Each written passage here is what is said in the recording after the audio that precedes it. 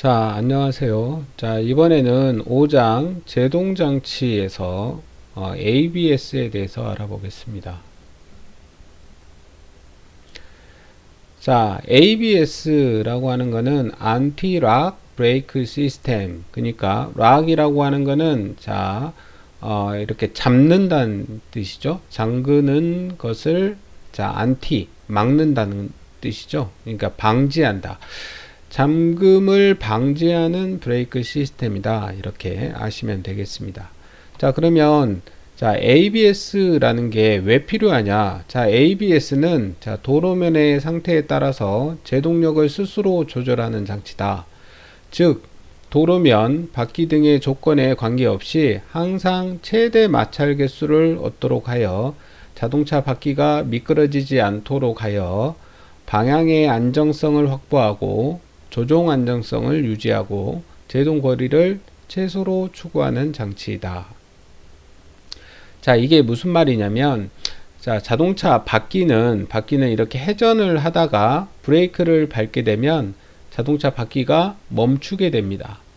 자, 멈추게 되면 바퀴가 딱 멈췄을 때 바닥에 노면하고 이렇게 마찰에 의해서 우리가 이제 제동이 걸리게 되는데, 우리가 마찰이라고 하는 거는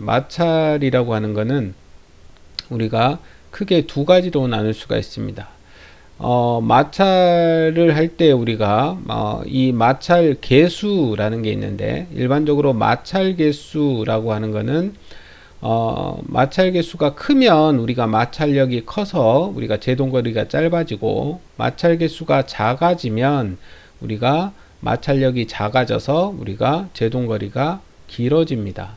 근데 우리가 이제 마찰 계수라고 하는 거는 우리가 두 가지가 있는데, 동마찰 계수와 정마찰 계수, 이렇게 두 가지가 있습니다. 말 그대로 동마찰 계수라고 하는 거는 움직이고 있을 때 우리가 발생되는 마찰 계수를 우리가 동마찰 계수 이렇게 얘기하고, 정지되어 있을 때 우리가 마찰 계수를 정마찰 계수다 이렇게 얘기합니다. 자, 그러면 일반적으로 우리가 동마찰 계수하고 정마찰 계수 중에 어느 게 더 마찰 계수가 크냐 하면 우리가 정마찰 계수, 그러니까 정지되어 있을 때의 마찰 계수가 움직일 때의 마찰 계수보다 더 큰 값을 갖습니다. 자, 뭔 말이냐면, 우리가 어떤 물체를, 아주 무거운 물체를 우리가 밀어서 이 물체를 움직인다고 했을 때, 이 물체가 움직이기 전까지, 그러니까 정지되어 있을 때 우리가 들어가는 힘이 훨씬 더 큰 힘이 들어가고, 이 물체가 내가 밀어서 움직이기 시작할 때는 이제 동마찰 계수가 작용하기 때문에 마찰이 더 작아진다는 얘기입니다. 그래서 한번 움직이기 시작하면 이 움직이는 물체를 계속 움직이게끔 하기 위해서 우리가 들어가는 힘은 더 작아진다는 얘기입니다.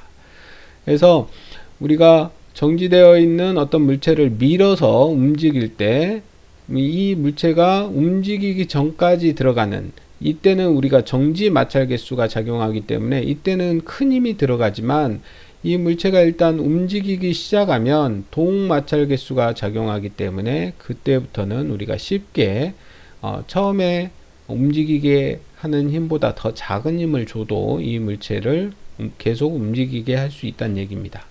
이 말은 뭔 말이냐면, 자동차가 주행을 하다가 제동을 해서 정지하려고 할 때 처음에 딱 브레이크를 밟아서 바퀴가 멈추면 노면하고 정마찰 계수에 의해서 이렇게 딱 마찰 계수가 작용하는, 큰 마찰 계수가 작용해서 우리가 이렇게 제동이 걸리지만, 이제 바퀴를 꽉 잡고 있으면 노면하고, 자동차는 계속 그 관성에 의해서 가려고 하고, 바퀴는 잡혀 있으니까 이제 노면하고 바퀴가 미끌리기 시작합니다. 그러면 처음에 딱 잡혔을 때는 정마찰 계수가 작용하지만, 바퀴가 노면하고 미끌리기 시작하면 이때부터는 동마찰 계수가 작용하게 됩니다. 그러면 아까 말씀드렸듯이 동마찰 계수는 정마찰 계수보다 작다 그랬어요. 그래서 마찰 계수가 작다는 얘기는 제동 거리가 훨씬 더 길어진다는 얘기입니다.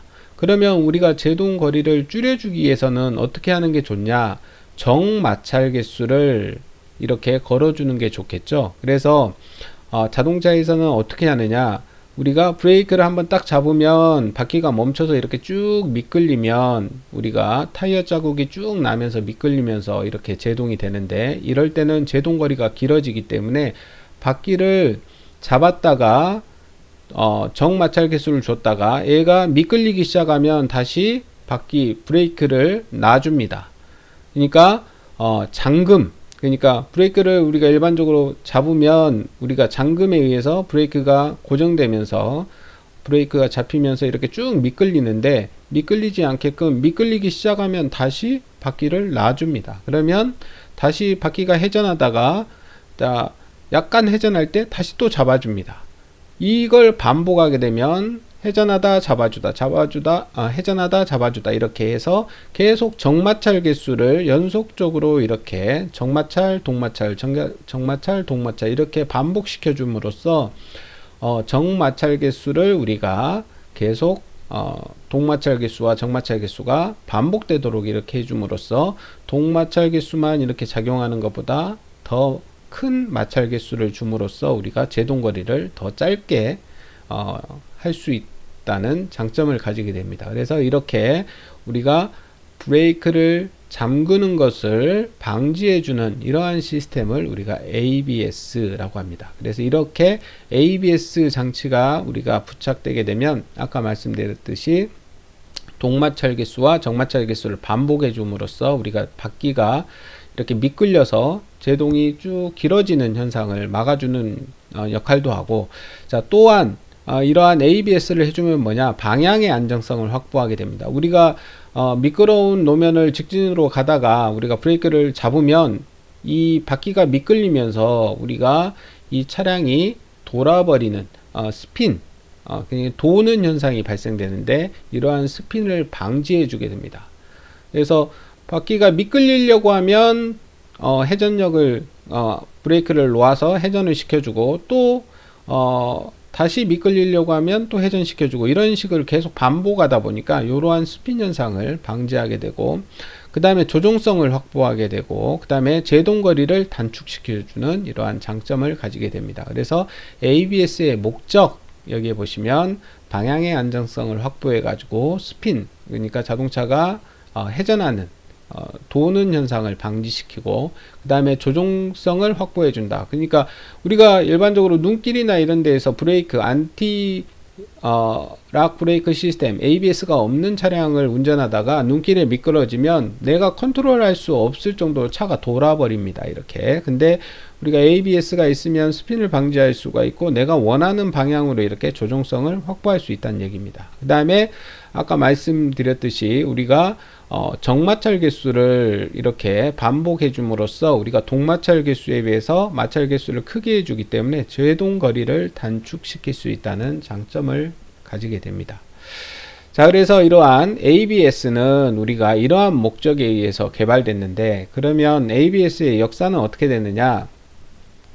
자, ABS라고 하는 거는 초창기에 기차에서 먼저 만들어졌습니다. 자, 기차는 우리가 이렇게 네일 기차에 바퀴가 이렇게 쭉 있는데, 네일 휠을 부드럽게 요 바퀴가 이렇게 회전하면서 가다 보니까 우리가 브레이크를 밟았을 때 요 철도는 우리가 기차의 중량도 물론 크기 때문에 이 가속도, 관성에 의한 요 가속도나 이런 게 있어서 브레이크를 잡아도 기차가 이렇게 쭉 미끌리게 됩니다.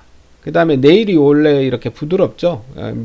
미끈하게 되어 있고, 바퀴도 마찬가지로. 그래서 우리가 마찰력이 작은 데에다가 우리가 바퀴를 잡아도 이게 쭉 미끌려서 가기 때문에 제동 거리가 엄청 길어집니다. 그래서 철도에서 어떻게 우리가 좀 제동거리를 짧게 할 수 있을까 생각하다가 아까 말씀드린 대로 우리가 정마찰 개수와 동마찰 개수의 차이점을 우리가 생각해서 정마찰 개수를 우리가 반복해서 가해주면 우리가 마찰력을 더 키워서 제동거리를 줄일 수 있겠구나, 이렇게 생각을 합니다. 그래서 우리가 철도에서 최초로 우리가 락 방지를 위한 장치를 처음으로 사용하게 됩니다.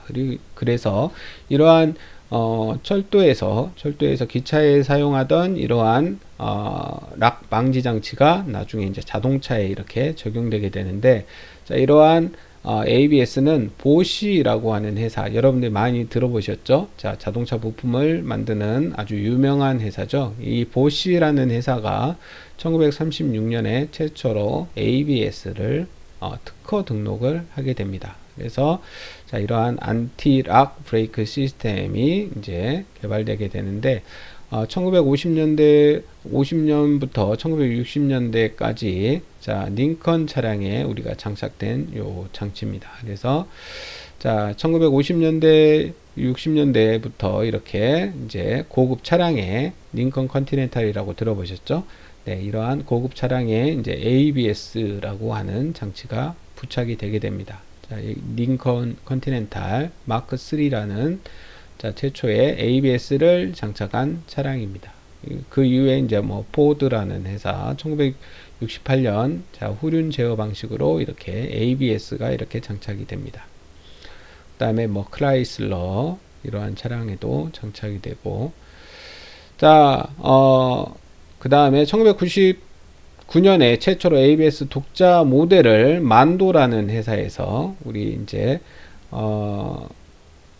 지금도 한라가 있나 모르겠네요. 한라라고 하는 회사가 있었는데, 자, 지금 이제 만도라는 회사는 있죠. 이제 만도라는 회사에서 1999년에 우리나라 최초로 ABS를 독자적인 모델로 이렇게 개발을 합니다. 그래서 2003년에 ECS를 개발을 하게 되고, 우리나라에는 2008년에 현대모비스에서 우리가 모비스 일렉트로닉 브레이크라고 하는 MEB라는 이름으로 처음으로 자, ABS를 장착한 차량이 이제 양산하게 됩니다.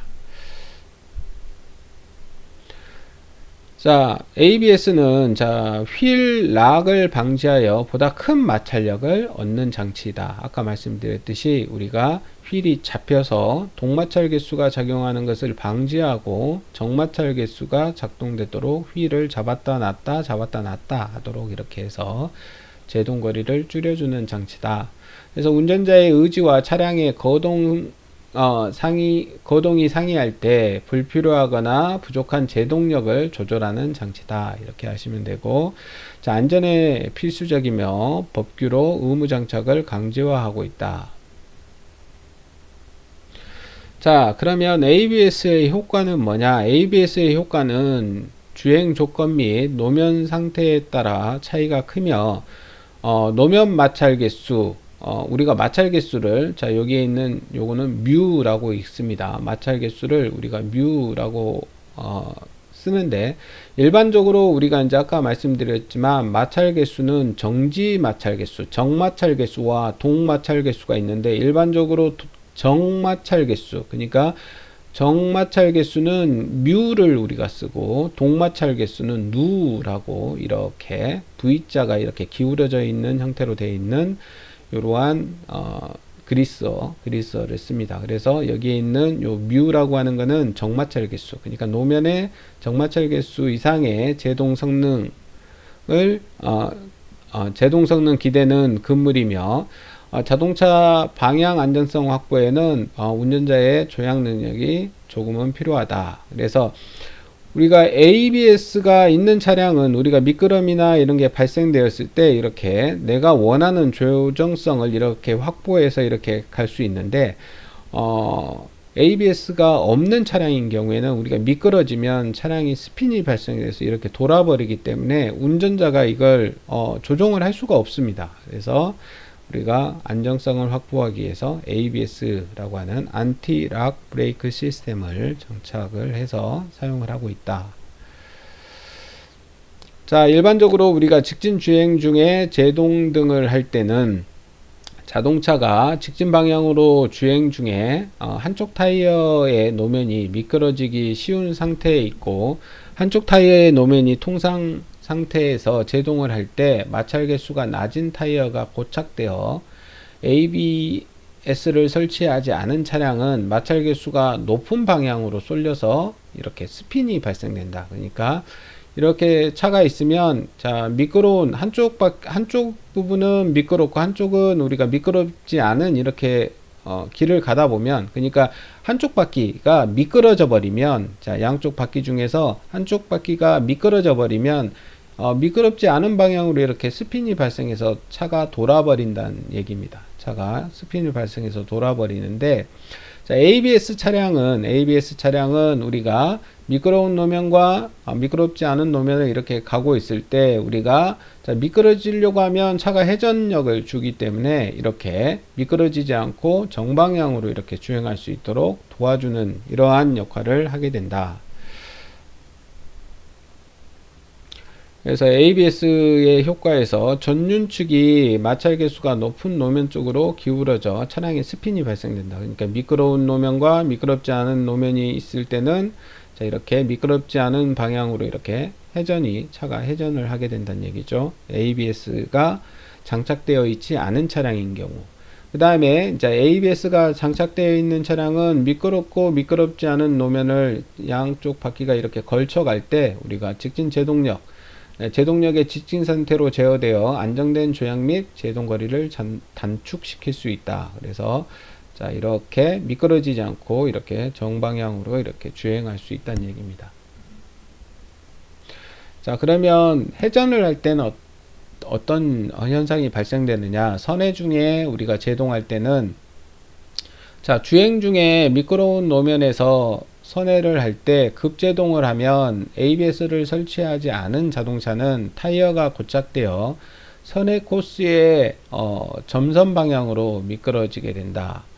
자 이에 반해서 ABS가 설치된 자동차는 타이어의 고착이 방지되어 선회 코스를 따라 운전자의 의지대로 주행을 할 수 있게 된다. 자 이 차량은 ABS가 미장착된 차량인데 자 이렇게 차가 가다가 선회 방향이 이쪽인데 이렇게 바깥쪽으로 이렇게 미끌리는 현상이 발생되죠. 근데 ABS를 장착된 차량은 이렇게 미끄러운 노면을 지나더라도 우리가 미끄러지려고 하면 바퀴가 회전했다 미끄러졌다 이렇게를 반복하면서 우리가 원하는 방향으로 이렇게 선회할 수 있도록 도와준다. 자, 다시 보시면 우리가 선회할 때는 우리가 바퀴가 고정되면 이렇게 회전을 하게 되는 이러한 현상이 발생되는데, 우리가 바퀴가 고정되지 않고 이렇게 ABS가 장착되어 있는 거는 차량은 우리가 안전하게 이렇게 내가 원하는 방향으로 선회할 수가 있다. 자 그러면 ABS의 제어 원리에 대해서 알아보겠습니다. 자 전자 주차 브레이크의 개요. 자 첫 번째, 주행 중에 제동을 할 때 타이어와 노면과의 마찰력으로 인하여 타이어의 회전 속도가 낮아진다. 이때 자동차 주행 속도와 타이어 회전 속도의 차이가 발생하는 것을 우리가 슬립 현상이라고 합니다. 자 여기에 줄을 그어 놓으시기 바랍니다. 자, 주행 중에 제동을 할 때 타이어와 노면과의 마찰력으로 인하여 타이어의 회전 속도가 낮아지는데, 이때 자동차의 주행 속도와 타이어의 회전 속도의 차이가 발생되는 것을 슬립 현상이다. 이렇게 줄을 여기까지 그어 놓으시고, 이 슬립 양을 백분율로 나타내는 것을 우리가 슬립률이다 이렇게 얘기합니다. 그래서 여기도 줄을 그어 놓으십시오. 자 자동차 주행 속도와 타이어의 회전 속도의 차이가 발생되는 것을 우리가 슬립 현상이라고 하고, 이 슬립 현상을 우리가 백분율로 나타내는 것을 우리가 슬립률이다. 이렇게 자 여기에 줄을 그어 놓으시고 별표해 놓으시기 바랍니다. 자 두 번째, 제동을 할 때 타이어와 노면의 마찰 특성으로 인해 ABS의 효과를 설명하면 다음과 같다. 주행 중에 운전자가 브레이크 페달을 밟으면 라이닝과 드럼 사이의 마찰로 인해서 제동 토크가 발생하여 타이어의 회전 속도가 감소하고 타이어의 회전 속도는 차체의 속도보다 낮아지게 된다. 이걸 우리가 슬립 현상이라고 한다. 자, 세 번째, 슬립률을 한마디로 요약하면 주행 중에 제동을 할 때 타이어는 고착되나 관성에 의해서 차체가 진행하는 현상을 말한다. 자, 그러면 제동력 및 코너링 포스의 특성. 자, 첫 번째, 그림의 가로축은 타이어의 슬립률을 표시하고 있고, 자, 여기 보시면, 자, 여기 표가 있는데, 자, 여기에 가로는 슬립률을 나타내고 있고, 자, 0%는 타이어의 노면에 대하여 회전하는 상태를 나타내고, 100%는 타이어가 고착된 상태를 나타낸다. 그러니까 0%일 때는 우리가 타이어의 노면에 대해서 회전, 그러니까 바퀴가 회전하고 있는 상태를 나타내고, 자, 여기가 100%가 되면 우리가 타이어가 정지되어 있는, 그러니까 고착되어 있는 상태를 나타낸다. 두 번째, 브레이크 특성에 따라 슬립률이 약 20% 전후에서 최대 마찰 개수를 얻게 되지만, 자, 그러니까 고착되지 않고, 우리가 여기 마찰력을 보시면 고착되지 않고 20%, 그러니까 20%일 때 우리가 최대 마찰력을 마찰 개수를 얻을 수 있다는 얘기죠. 자, 얻어지지만 이후에는 감소하게 된다. 이렇게 최대 마찰력을 얻다가, 자, 이게 이제 노면 마찰 개수가 높을 때와 낮을 때가 있는데, 자, 여기 위에 걸 보겠습니다. 노면 마찰 개수가 높을 때 20%에서 최대의 마찰 개수를 얻지만, 우리가 이제 고착이 심해지면, 고착되면 이렇게 마찰 개수가 낮아진다는 얘기죠. 그래서 마찰 개수는 20% 전후에, 슬립률이 20% 전후에서 최대의 마찰 개수를 얻지만 이후에는 감소하게 된다. 그래서 코너링 포스의 특성에 따라서는 슬립률이 증대하면 마찰 개수는 감소하며, 슬립률이 100에서는 마찰 개수가 0이 되게 된다. 그래서 마찰 개수가 0이 된다.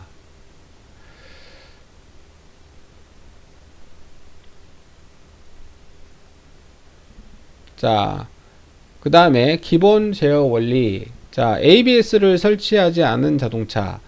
자, 급제동을 할 때 브레이크 유압은 일반적으로 타이어에 고착이 발생할 정도로 과대해진다.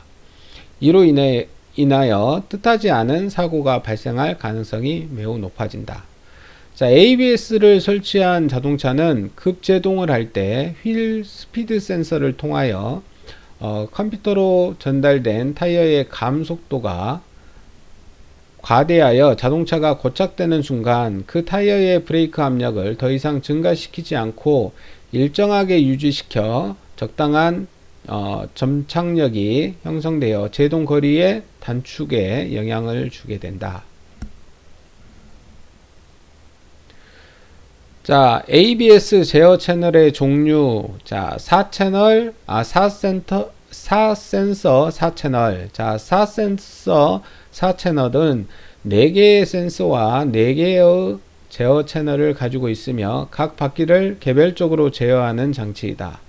즉, 브레이크 유압을 각 바퀴에 독립적으로 작용시키기 때문에 조향 성능과 제동 거리는 가장 우수하지만 비대칭 도로면, 그러니까 양쪽 바퀴가 놓여 있는 도로면의 마찰 개수가 서로 다른 도로면, 이러한 도로면에서 방향 안정성은 별로 좋지 못하다는 얘기죠. 그래서 제동거리는 짧게, 우리가 조향 성능이나 제동거리는 짧게 할 수 있지만, 우리가 비대칭, 그러니까 비대칭 도로면에서는 방향 안정성을 확보하기는 힘들다. 자, 그 다음에 4센서 3채널. 자, 휠 센서에 의해 각 바퀴는 독립적으로 속도가 측정되지만 뒷바퀴 중 하나는 타이어라도 락이 걸리게 되면 뒷바퀴 중 하나의 타이어라도 락이 걸리게 되면 뒷바퀴 모두에 동일하게 브레이크 압력이 감소하게 된다. 이러한 시스템은 상대적으로 단순한 구조로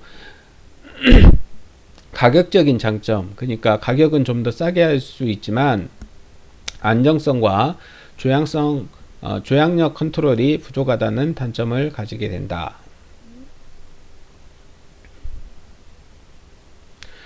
자, 그 다음에 제어 방식에 따른 분류. 자, 개별 제어 방식과 셀렉트 로우 제어 방식, 이렇게 있는데, 자, 개별 제어 방식은 각 휠을 개별적으로 관리하며 상황에 맞춰 각 휠에 필요한 최대 제동 압력을 적용시킨다. 따라서 제동력은 그 상황에서 낼 수 있는 최대를 확보할 수 있다. 자, select row 제어는 바퀴에 걸리는 마찰 개수 데이터를 수집하여 동일한 제동력을 가하는 방식이다. 그러니까 차축 좌우 휠에 노면과의 마찰 개수가 서로 다를 때, 자, 마찰 개수가 낮은 바퀴를 기준으로 좌우 휠의 제동력을 제어하는 방식이다. 자, 그러면 ABS의 구성 부품부터는 잠깐 쉬었다 하겠습니다.